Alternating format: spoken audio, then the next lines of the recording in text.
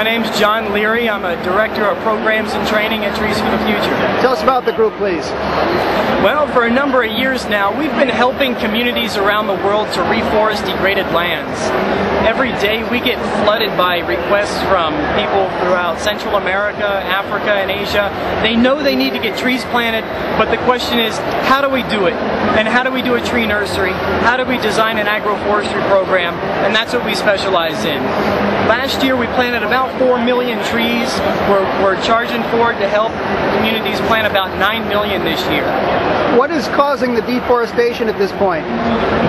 Deforestation is caused by a number of different things, and it really varies by country.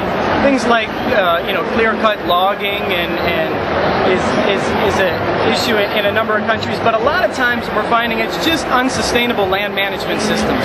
And so part of our job is training communities in sustainable land management. So it's not just planting trees, but we're also integrated into dealing with livestock, dealing with overgrazing issues, sustainably harvesting forest resources, and looking out for the long-term interest of the communities by integrating income-generating activities into our tree planting programs.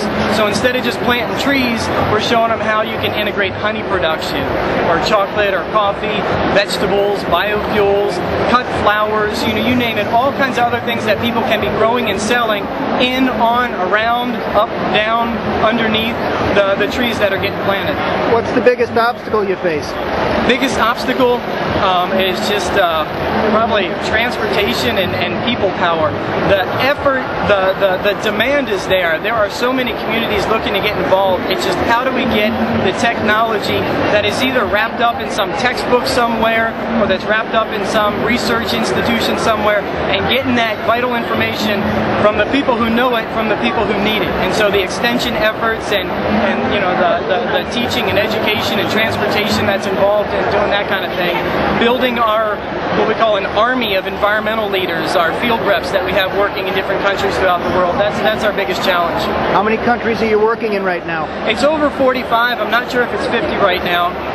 A lot of our major programs are planting between 400,000 and up to 2 million trees in a lot of different programs. Places like Ethiopia, Senegal, Honduras, Philippines, India, and then we've got a lot of other countries that we have smaller programs, but anybody who asks us for help is going to get it to some degree. I might not be able to hop on an airplane and travel to central Uganda right now, but we've got training materials, we've got seeds, we've got information, we've got 30 years of technology stored up.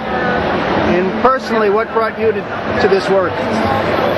I think a number of people on our staff got their roots in this type of work by coming out of Peace Corps, working in Peace Corps for a couple different years, seeing working with communities. You might be involved in some type of community development or health education, and what you really find is an environmental catastrophe, and you see that people are really dying to bring life back to their degraded lands, and that's my motivation and a number of other people on our staff.